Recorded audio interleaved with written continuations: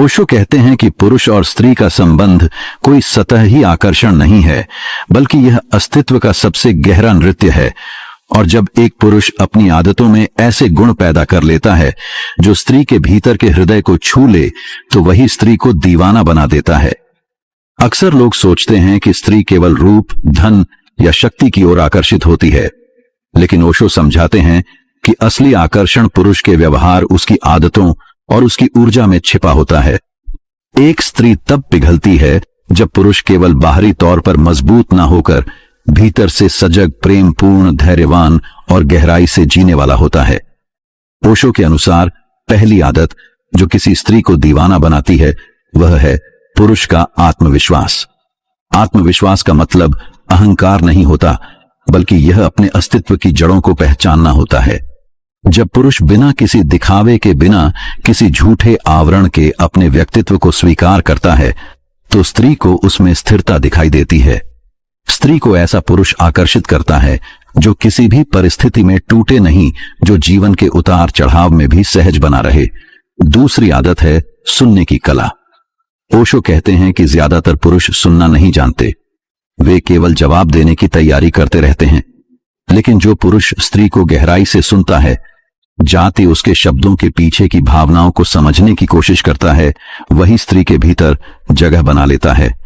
स्त्री को केवल उत्तर या सलाह नहीं चाहिए, उसे चाहिए कि कोई उसकी अनुभूतियों को महसूस करे। जब पुरुष सुनने की आदत डालता है तो स्त्री उसके सामने अपना हृदय खोल देती है। तीसरी आदत है सजगता और ध्यानशीलता। ओशो ध्यान को जीवन का सार मानते हैं।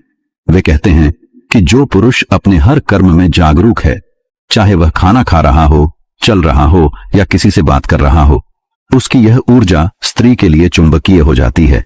स्त्री को ऐसा पुरुष चाहिए जो क्षण को पूरी तरह जी सके, जो ना तो अतीत में उलझा हो, न भविष्य की चिंता में, बल्कि जो अब में जी। चौथी आदत है आत्मिक स्वतंत्रता। ओशो कहते हैं कि स्त्री को ऐसा पुरुष प्रिय होता है जो उसे कैद ना करे, जो उसे आजादी दे। जो पुरुष भरोसा करना जानता है और स्त्री को उड़ने देता है, वही वास्तव में उसके दिल में सबसे गहरी जगह बना लेता है। स्त्री गुलामी से थक जाती है, लेकिन स्वतंत्रता देने वाले पुरुष पर वह जान छिड़कती है। पांचवी आदत है हास्य।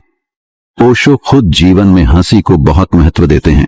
वे कहते हैं कि जो पुरुष स्त्री को हंसा सकता है, वह उसके सबसे करीब पहुंच सकता है। स्त्री का दिल उसी के लिए खुलता है जिसके साथ वह हल्का महसूस करती है, जो उसकी उदासी को तोड़ दे। हास्य कोई सतही मजाक नहीं, बल्कि जीवन को सहजता से जीने की आदत है। छठी आदत है स्पर्श और कोमलता। ओशो कहते हैं कि पुरुष का स्पर्श अगर केवल शरीर तक सीमित है तो वह अधूरा है। स्त्री को दीवाना वह पुरुष बनाता है जिसका स्पर्श आत्मा को छू ले, जो उसे सम्मान और कोमलता से छुए। केवल शारीरिक भूख से नहीं, बल्कि प्रेम से भरा हुआ स्पर्श स्त्री को पिघला देता है। सातवीं आदत है ईमानदारी और पारदर्शिता। ओशो कहते हैं कि प्रेम में कोई छल ना होना चाहिए। स्त्री को यह आदत दीवाना बनाती है कि पुरुष जैसा है वैसा ही सामने रखे, बिना किसी मुखौटे के। अगर पुरुष सच्चा है तो स्त्री उसमें सुरक्षा और विश्वास महसूस करती है। आठवीं आदत है आध्यात्मिकता और गहराई। स्त्री को वह पुरुष खींचता है जो केवल भौतिकता तक सीमित न होकर भीतर से गहरा हो, जो अस्तित्व, प्रेम और ध्यान को समझता हो। ओशो कहते हैं कि जब पुरुष में ध्यान और प्रार्थना की खुशबू होती है तो स्त्री उसके प्रति दीवानी हो जाती है, क्योंकि यह उसे एक उच्चतर स्तर पर ले जाता है। नौवीं आदत है जुनून और उद्देश्य। स्त्री को ऐसा पुरुष आकर्षित करता है जिसके पास कोई दिशा हो, जो किसी मकसद के साथ जी रहा हो। ओशो कहते हैं कि उद्देश्यहीन पुरुष खोखला लगता है, लेकिन जब पुरुष के पास कोई दृष्टि होती है, कोई सपना होता है जिसे वह पूरा करने की कोशिश कर रहा होता है, तब स्त्री उसमें गहराई से आकर्षित होती है।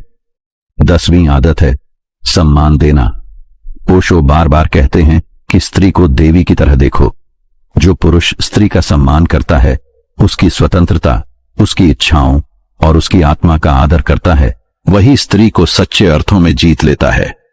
सम्मान स्त्री के लिए सबसे बड़ा आकर्षण है, क्योंकि जहां उसे सम्मान मिलता है वहीं वह अपना सब कुछ अर्पित कर देती है। 11वीं आदत है धैर्य। ओशो कहते हैं कि प्रेम कोई जल्दीबाजी नहीं है। जो पुरुष धैर्यवान है, जो स्त्री को समझने के लिए समय लेता है, जो उसके बदलते मूड्स को सहजता से स्वीकार करता है, वही स्त्री को अपने प्रति दीवाना बना सकता है। 12वीं आदत है रचनात्मकता।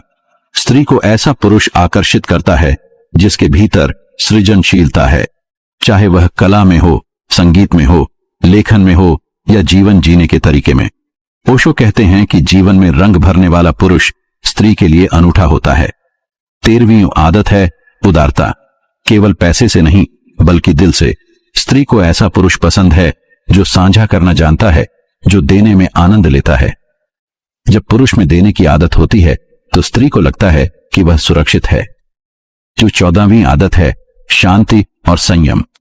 ओशो कहते हैं कि गुस्सैल और असंतुलित पुरुष स्त्री के लिए भय पैदा करता है, लेकिन जो पुरुष शांत है, जो उथल पुथल में भी स्थिर है, वही स्त्री के दिल को जीत लेता है। 15वीं आदत है स्वाभाविकता। स्त्री को वह पुरुष दीवाना बनाता है जो बनावटी नहीं है, जो जैसा है वैसा ही सामने आता है। ओशो कहते हैं कि मासूमियत और स्वाभाविकता सबसे बड़ा आकर्षण है। 16वीं आदत है जीवन के प्रति उत्साह। जो पुरुष जीवन को बोझ नहीं मानता बल्कि उसे उत्सव की तरह जीता है, वही स्त्री के लिए चुंबकीय होता है। ओशो